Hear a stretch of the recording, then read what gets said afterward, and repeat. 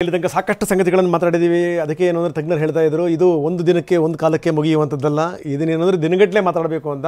ಬಾಹ್ಯಾಕಾಶಕ್ಕೆ ತೆರಳಿದಂಥ ಸಂದರ್ಭ, ಆ ಚಿತ್ರವನ್ನು ನಿಮಗೆ ತೋರಿಸ್ತಾ ಇದ್ದೀವಿ. ಜೊತೆಗೆ ಅಂದರೆ ಬಾಹ್ಯಾಕಾಶದಲ್ಲಿ 9 ತಿಂಗಳು ಕಳೆದಂಥ ಬಗೆ, ಅದು ಜೊತೆಗೆ ಇವತ್ತು ಭೂಮಿಗೆ ಬಂದಂಥ ರೀತಿ. 9 ತಿಂಗಳ ನಂತರ ವಾಪಸ್ ಬಂದಾದ ಮೇಲೆ ಇಡೀ ಜಗತ್ತಿನಲ್ಲಿರುವಂಥ ಸಂಭ್ರಮ. ನಾವು ಗುಜರಾತ್ ತೋರಿಸ್ತಾ ಇದ್ದೀವಿ ಅತ್ಯಂತ ಸಹಜವಾಗಿಯೇ, ಯಾಕಂದರೆ ಸುನೀತಾ ವಿಲಿಯಮ್ಸ್ ಅವರ ತವರು ಗುಜರಾತ್, ಅವರ ತಂದೆ ಗುಜರಾತಿನವರು.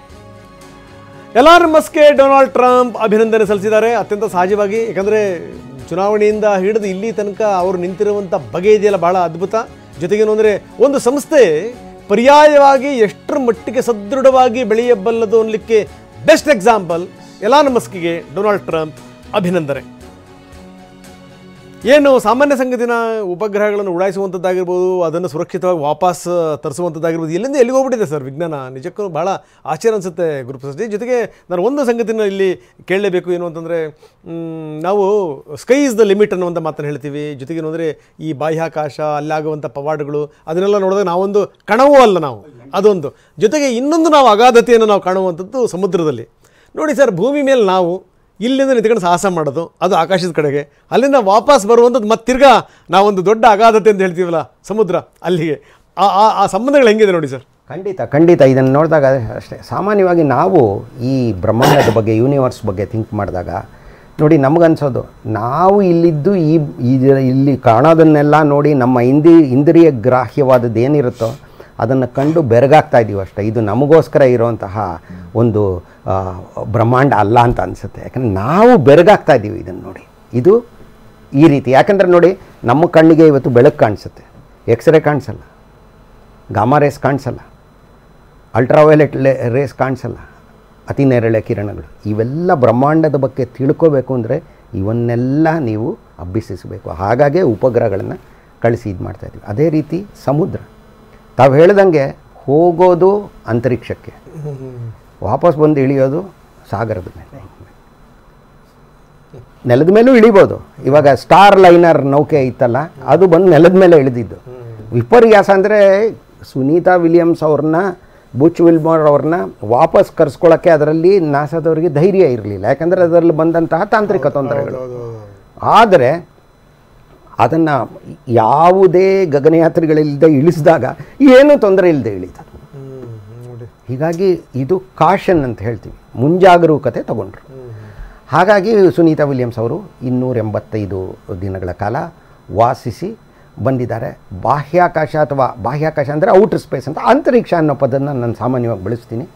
ಅಂತರಿಕ್ಷ ಯಾನ ಅನ್ನೋದು ಈಗಾಗಲೇ ಮಾನವ ರೋಬಾಟ್ ನೌಕೆಗಳಿಂದ, ಕೃತಕ ಭೂ ಉಪಗ್ರಹಗಳಿಂದ ಸಾಕಷ್ಟು ಮಾಹಿತಿನ ಸಂಗ್ರಹಿಸಿದ್ದಾನೆ. ಆದರೆ ಮಾನವನಿಗೆ ಎಲ್ಲಿ ತನಕ ತೃಪ್ತಿ ಇಲ್ಲ ಅಂದರೆ ಸ್ವತಃ ತಾನೇ ಹೋಗಿ ಅನ್ವೇಷಣೆ ನಡೆಸೋ ತನಕ ತೃಪ್ತಿ ಇಲ್ಲ. ಇವಾಗ ಮಂಗಳ ಗ್ರಹದ ಮೇಲೆ ನೋಡಿ, ರೋಬಾಟ್ ಕಾರುಗಳು ಎಷ್ಟು, ಹೆಲಿಕಾಪ್ಟ್ರು ಹಾರ್ತಾ ಇದೆ ಮಂಗಳ ಗ್ರಹದ ಮೇಲೆ.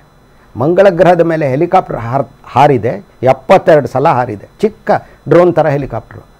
ಅದನ್ನು ನಿರ್ಮಿಸಿದಂತಹ ಇಂಜಿನಿಯರ್ಗಳ ಮುಖ್ಯಸ್ಥ ಇಲ್ಲಿ MN ಕೃಷ್ಣರಾವ್ ಪಾರ್ಕ್ ಇದೆ, ನಿಮ್ಗೆ ಗೊತ್ತಿರಬೇಕು. ಅವರ ಮರಿಮಗ ಇರಬೇಕೊಬ್ಬರು, ಬಾಬ್ ಬಲರಾಮ್ ಅನ್ನೋರು. ನೋಡಿ, ಎಲ್ಲ ಇಲ್ಲಿ ಇದೇ ರೀತಿ ಇಲ್ಲಿಗೆ ಬರುತ್ತೆ. ಬಾಬ್ ಬಲರಾಮ್ ಅನ್ನುವಂತಹ ವ್ಯಕ್ತಿ ಇಲ್ಲಿ ಅವರು. ಓಕೆ, ಈ ರೀತಿ. ಆದರೆ ರೋಬಾಟ್ ನೌಕೆಗಳನ್ನು ಕಳಿಸಿದ್ದಾನೆ, ಮಣ್ಣನ್ನು ಪರೀಕ್ಷೆ ಮಾಡಿದ್ದಾನೆ ಮಾನವ ಮಂಗಳ ಗ್ರಹದ ಮೇಲೆ, ಹೆಲಿಕಾಪ್ಟರ್ನ ಇಳಿಸಿದ್ದಾನೆ, ರೋವರ್ಸ್ನ ಅಂದರೆ ಚಕ್ರಗಳು ಇಲ್ಲ ರೋಬಾಟ್ ವಾಹನಗಳನ್ನು ಇಳಿಸಿದ್ದಾನೆ. ಆದರೆ ಏನಾದರೂ ಮನುಷ್ಯನಿಗೆ ತೃಪ್ತಿ ಇಲ್ಲ, ನಾನೇ ಅಲ್ಲಿ ಹೋಗ್ಬೇಕು ಅಂತ. ಇಲಾನ್ ಮಸ್ಕ್ ಈಗಾಗಲೇ ಹೇಳ್ತಾ ಇದ್ದಾರೆ. ಹೇಳಿದಷ್ಟು ಈಸಿ ಅಲ್ಲ, ಅದು ಬೇರೆ ವಿಚಾರ. ಆದರೆ ಸಾಧಿಸಕ್ಕಾಗಲ್ಲ ಅನ್ನೋದು ಎಷ್ಟೊಂದು ಸಾಧಿಸಿ ತೋರಿಸ್ಬಿಟ್ಟಿದ್ದಾರೆ ಇಲಾನ್ ಮಸ್ಕ್. ಅನೇಕ ದಶಕಗಳಿಂದ ನಾಸಾ ಈ ಒಂದು ರಾಕೆಟ್ಟು, ಮರುಪಯೋಗಿ ರಾಕೆಟ್ ಅಂದರೆ ಹಿಂಗೆ ಒಂದನ್ನು ಉಡಾಯಿಸಿದಾಗ ಒಂದು ಭಾಗ ಬಂದು ಇಳಿಯೋದು, ಇದೇ ರೀತಿ ಕೆಳಗೆ ಬಂದು ಇಳಿಯೋದನ್ನು ಮಾಡಿರಲಿಲ್ಲ ಇವರು. ಆಗಲೇ 400ನೇ ಬಾರಿ. ಈಗ 4 ಜನ ಹೋಗಿದಾರಲ್ಲ, ಇವ್ರನ್ನ ರೀಪ್ಲೇಸ್ ಮಾಡಿದವ್ರಂತ, ಅವರು ಬದಲಿಯಾಗಿ ಹೋದಂಥವ್ರು. ಈಗ ಮೊನ್ನೆ ಹೋದ್ರಲ್ಲ ಅವರನ್ನು ಉಡಾಯಿಸಿದಂಥ ರಾಕೆಟ್ನ ಕೆಳಭಾಗ ಬಂತು, ಕೆಳಗೆ ಇಳೀತು ಆರಾಮ. 400ನೇ ಬಾರಿ ಈ ಥರ ಇಳಿಸಿದ್ದಾರೆ ಅಂದರೆ ನಮಗೆ ನಿಜವಾಗ್ಲೂ, ನಾನು 40-45 ವರ್ಷಗಳಿಂದ ಅಂತರಿಕ್ಷ ಕ್ಷೇತ್ರದಲ್ಲಿ ನಡೀತಾ ಇರೋ ಬೆಳವಣಿಗೆಗಳನ್ನ ನೋಡಿದ್ದೀನಿ. ಈ ರೀತಿ ಕ್ರಾಂತಿಕಾರಕವಾದ ಮುನ್ನಡೆ ತಂದಿರೋರು ಇಲಾನ್ ಮಸ್ಕ್ ಅವರು. ಅದೇ ರೀತಿ ಸ್ಟಾರ್ಶಿಪ್ ಅಂತ ಒಂದು ಇದು ಮಾಡ್ತಾ ಇದ್ದಾರೆ, ಅಗಾಧವಾದ ಅದ್ಭುತವಾದ ನೌಕೆ. ಆದರೆ ಅನೇಕ ಕಷ್ಟಗಳು ಬರ್ತಾ ಇದೆ. ಯಾಕಂದರೆ ನಾನು ಹೇಳಿದ್ನಲ್ಲ, ಅಂತರಿಕ್ಷಯಾನ ಅನ್ನೋದು ಅಂಥದ್ದೇ, ಪುಕ್ಕಲ್ರಿಗಲ್ಲ. Space is not for the faint hearted. Okay, ಹಾಗಾಗಿ ಅವ್ರು ಮುಂದೆ ಹೋಗ್ತಾ ಇದ್ದಾರೆ. ಆದರೆ ಅವ್ರು ಹೇಳ್ತಾ ಇದ್ದಾರೆ ಮಂಗಳ ಗ್ರಹಕ್ಕೆ ಆದಷ್ಟು ಬೇಗ ಹೋಗಬೇಕು ಅಂತ.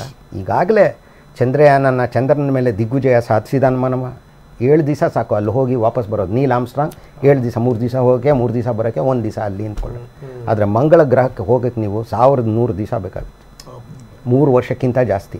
ಹಾಗಾಗಿ ಯಾವ ರೀತಿ ಮಾನವ ದೇಹ ಪ್ರಕ್ರಿಯಿಸುತ್ತೆ ಆ ಅಂತರಿಕ್ಷದಲ್ಲಿ ತೂಕರಹಿತ ಸ್ಥಿತಿನಲ್ಲಿ ಪ್ರಯಾಣ ಮಾಡ್ತಿದ್ದಾಗ, ಅದನ್ನು ಅರಿಯುವುದಕ್ಕಾಗಿಯೇ ಈ ಅಂತಾರಾಷ್ಟ್ರೀಯ ಅಂತರಿಕ್ಷ ನಿಲ್ದಾಣದಲ್ಲಿ ಜನ ಹೋಗಿ ಹೋಗಿ ಹೋಗಿ ವಾಸಿಸಿ ಬರ್ತಾರೆ.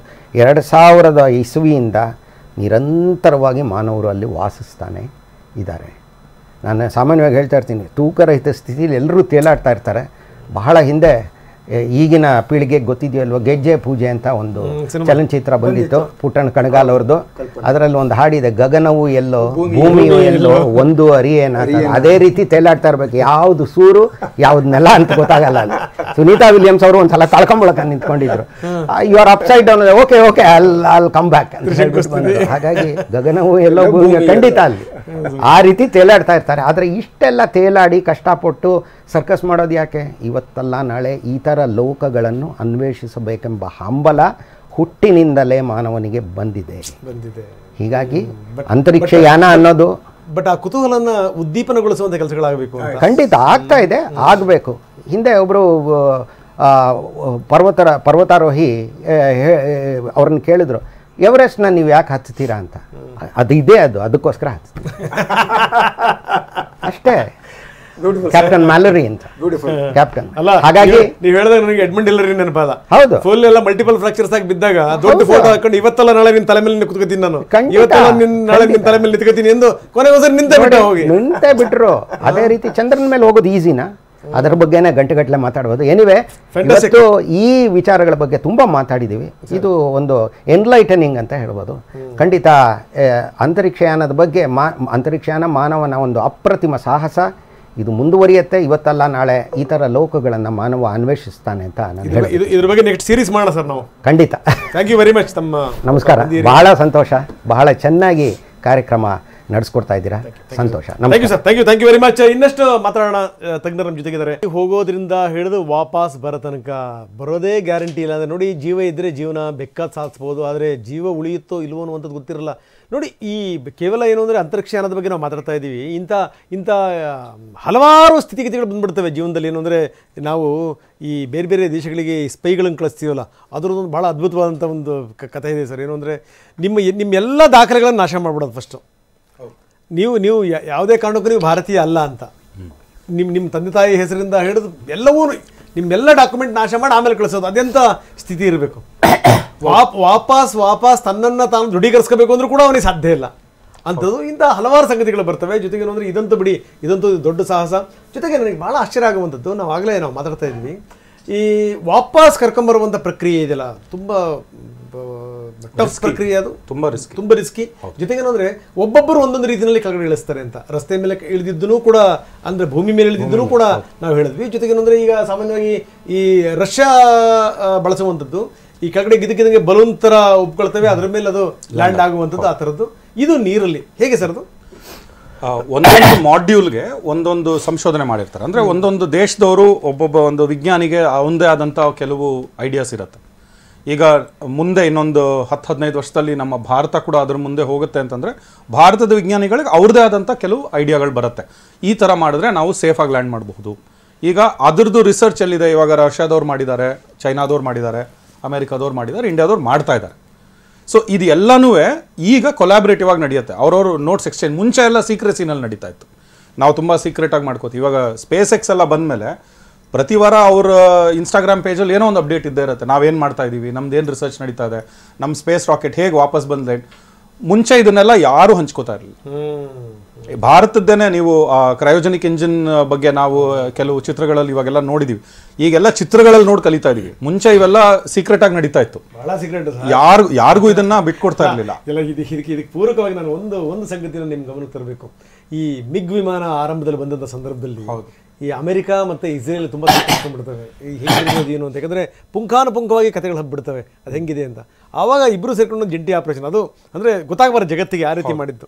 ಅದು ಬೇರೆ ಯಾರ್ಯಾರನ್ನೋ ಯಾಮಾರಿಸಿ ಕೊನೆಗೇನು ಅಂದರೆ ಇರಾಕಲ್ಲಿ ಆ ಯುದ್ಧ ವಿಮಾನ ಇದೆ, ಅಲ್ಲೊಬ್ಬ ತರಬೇತಿ ಕೊಡ್ತಾ ಇದ್ದಾನೆ ಅಂತ ಗೊತ್ತಾಗಿ ಅವನ್ನ ಎಲ್ಲ ರೀತಿಯಲ್ಲೂ ಕೂಡ ಇವರು ಮನವೊಲಿಸ್ಕೊಂಡು ಬೆಳಗ್ಗೆ ಎದ್ದ ಟ್ರೈನಿಂಗಿಗೆ ಅಂತ ಅವನು ವಿಮಾನ ಹಾರಿಸಿದವನು ಸೀದಾ ಈಜಿಪ್ಟಿನ ಸಾರಥಿಗೆ ಬಂದು ಅಲ್ಲಿಂದ ಮೀರಜ್ ವಿಮಾನಗಳ ಜೊತೆಗೆ ಅವ್ರಿಗೆ ರಕ್ಷಣೆ ಕೊಟ್ಟು ಸೀದಾ ಬಂದು ಇಸ್ರೇಲಿಗೆ ಇಳಿತು. ಅಲ್ಲಿಂದ ಅದು ಎಲ್ಲೋಯ್ತು ಅಂತ ಗೊತ್ತಿಲ್ಲ. ಅದ್ರ ಎಂಜಿನ್ ನೋಡಿ ಏನು ಎತ್ತ ಅಂದರೆ ಈ ತಂತ್ರಜ್ಞಾನದ ಬಗ್ಗೆ ಎಷ್ಟರ ಮಟ್ಟಿಗೆ ಒಂದು ದೇಶ ಇನ್ನೊಂದು ದೇಶದ ಮೇಲೆ ಕಣ್ಣಿಟ್ಟಿರೋಂಥದ್ದು ಅನ್ನೋದೊಂದು ಬೆಸ್ಟ್ ಎಕ್ಸಾಂಪಲ್ ಇದು. Please continue sir. ಇದೆ ಆ ಥರದ್ದು ಮುಂಚೆ ತುಂಬ ನಡೀತಾ ಇತ್ತು. ವಿಜ್ಞಾನ ಮತ್ತು ತಂತ್ರಜ್ಞಾನದಲ್ಲಿ ಇದು ಒಂದು ವ್ಯತ್ಯಾಸ ಬರುತ್ತೆ. ವಿಜ್ಞಾನದಲ್ಲಿ ಏನಾಗುತ್ತೆ ಅಂತಂದರೆ ನಾವು ಏನೇ ಸಂಶೋಧನೆ ಮಾಡಿದ್ರು ಕೂಡ ಅದನ್ನು ಒಂದು ಪಿಯರ್ ರಿವ್ಯೂ ಅಂತ ನಡೆಯುತ್ತೆ. ಅಂದರೆ ನಮ್ಮ ಜೊತೆ ನಮ್ಮ ಸಹಪಾಠಿಗಳು ಯಾರಿರ್ತಾರೆ ಅವರು ಅದನ್ನು ರಿವ್ಯೂ ಮಾಡಿ ನಮಗೆ ಜರ್ನಲಲ್ಲಿ ಪಬ್ಲಿಷ್ ಮಾಡ್ಲಿಕ್ಕೆ ಬಿಡ್ತಾರೆ. ಸೊ ಹಾಗಾಗಿ ನಾನೇನು ಕೆಲಸ ಮಾಡ್ತಾ ಇದ್ದೀನಿ ಪ್ರಪಂಚಕ್ಕೆ ಗೊತ್ತು. ನಾ ಕೆಲಸ ಮಾಡೋವಾಗ ಗೊತ್ತಿಲ್ಲದೆ ಇರ್ಬೋದು, ಕೆಲಸ ಮಾಡಿದ ನಂತರ ಅದರ ರಿಸಲ್ಟನ್ನು ನಾನು ಪಬ್ಲಿಷ್ ಮಾಡ್ತೀನಿ. ನನ್ನ ಪೂರ್ತಿ ಡೇಟಾ ಇರುತ್ತೆ ಅದರಲ್ಲಿ. ಆದರೆ ತಂತ್ರಜ್ಞಾನದಲ್ಲಿ ಹಾಗಿಲ್ಲ. ತಂತ್ರಜ್ಞಾನದಲ್ಲಿ ನೀವು ನೋಡೋದೇನು ಒಂದು ಫೋನ್, ಈ ಫೋನ್ ನೋಡ್ತಿದ್ದೀರಾ, ಇದ್ರ ಒಳಗಡೆ ಏನಿದೆ, ಇದು ಹೇಗಿದೆ, ಈ ಥರ ಕೆಲಸ ಮಾಡ್ತಿದೆ, ಅದನ್ನು ನೀವು ಫೋನ್ ಬಿಚ್ ನೋಡೋವರೆಗೂ ಗೊತ್ತಾಗಲ್ಲ. ಬಿಚ್ ನೋಡಿದ್ರು ಕೆಲವರು ಗೊತ್ತಾಗೋದಿಲ್ಲ. ಅದನ್ನು ಆ ರೀತಿ ಇಟ್ಕೊಂಡಿರ್ತಾರೆ. ಅದು ತಂತ್ರಜ್ಞಾನವನ್ನು ಅವ್ರು ಪ್ರೊಟೆಕ್ಟ್ ಮಾಡ್ಕೋಬೇಕು. IP ಇಂಟೆಲೆಕ್ಚುಯಲ್ ಪ್ರಾಪರ್ಟಿ ಅಂತ ಯೂಸ್ ಮಾಡಿ ಬೇರೆ ಯಾರು ಇದನ್ನು ಮತ್ತೆ ಮಾಡದೇ ಇರೋ ಥರ ಮಾಡ್ತಾರೆ. ಆ ಥರ ಒಂದು ಪ್ರಪಂಚದಲ್ಲಿ ಇದ್ದಾಗ ಈ ಸ್ಪೇಸ್ ಟ್ರಾವೆಲ್ ಏನಿದೆ ಇದನ್ನು ಒಂದೇ ದೇಶದವ್ರು ಮಾಡ್ತಾರೆ. ಮುಂಚೆ ಎಲ್ಲ ಹಾಗೆ ಮಾಡ್ತಾ ಇದ್ರು. ಕಾಸ್ಟ್ ಎಷ್ಟಾಗತ್ತೆ? ಸುಮಾರು $60-90 ಮಿಲಿಯನ್ ಆಗುತ್ತೆ ಒಂದು ಬಾರಿ ನೀವು ಒಂದು ರಾಕೆಟನ್ನು ಲಾಂಚ್ ಮಾಡಿ ಸ್ಪೇಸಿಗೆ ಕಳಿಸ್ಬೇಕು ಅಂದರೆ $60-90 ಮಿಲಿಯನ್. ಆಯ್ತಾ? ಅಂದರೆ ನೀವು ನಮ್ಮ ಭಾರತದಲ್ಲಿ ಏನಕ್ಕೆ ಭಾರತದ ಈ ಸೈನ್ಸ್ ಸ್ಪೇಸ್ ರಿಸರ್ಚ್ ಅಷ್ಟೊಂದು ಪವರ್ಫುಲ್ ಆಗಿದೆ ವರ್ಲ್ಡ್ ಇವತ್ತು ಅಂತಂದರೆ ನಾವು ಅದನ್ನು ಅವರು ಮಾಡ್ತಾ ಇರುವಂಥ ಕಾಸ್ಟ್ಗೆ 1/4 ಆಫ್ ದ ಕಾಸ್ಟಲ್ಲಿ ಮಾಡ್ತಾ ನೋಡಿ ಸರ್. ಅಂದರೆ ಆ ಲೆವೆಲ್ ಡೆಡಿಕೇಶನ್ ಇದೆ ಭಾರತದಲ್ಲಿ. ಇನ್ನೊಂದೇನು ಅಂತಂದರೆ ಭಾರತದಲ್ಲಿ ಗೌರ್ಮೆಂಟ್ ಸಪೋರ್ಟ್ ಇದೆ. ನಾವು ಯಾವುದಕ್ಕೂ ಹೋಗಿ ಜನರ ಮುಂದೆ ನಿಂತ್ಕೊಂಡು ಇದು ಮಾಡಲಾ ಬೇಡವಾ ಅಂತ ಕೇಳುವಂಥ ಪರಿಸ್ಥಿತಿಯಲ್ಲಿ ಸದ್ಯಕ್ಕಿಲ್ಲ. ಆದರೆ ಅಮೆರಿಕಾದಲ್ಲಿ ಅದಿದೆ, ಅವರು ಕೇಳಲೇಬೇಕಾಗತ್ತೆ. ಎಲ್ಲಾನು ಕಾಂಗ್ರೆಸ್ ಅಪ್ರೂವಲ್ ಇಲ್ಲದೆ ಅವ್ರು ಬರೋದೇ ಇಲ್ಲ. ಆಮೇಲೆ ಈ ಎಲ್ಲ ಸಂಕೀರ್ಣತೆಗಳ ನಡುವೆ ಎಲ್ಲ ಹುಚ್ಚಾಟಗಳ ನಡುವೆ ಒಂದು ರಂಗ ನಿರಂತರವಾಗಿ ಬೆಳೀತಿರೋದು ಇದೆಯಲ್ಲ ಸರ್, ಸಾಮಾನ್ಯ ಸಂಗತಿ ಅಲ್ಲ. ಯಾಕಂದರೆ ಇಸ್ರೋ ಇವತ್ತು ಆಕಾಶವನ್ನು ಆಳುವಷ್ಟರ ಮಟ್ಟಿಗೆ ಬೆಳೀತಾ ಇದೆ ಅಂತಂದರೆ ಸಾಮಾನ್ಯ ಸಂಗತಿ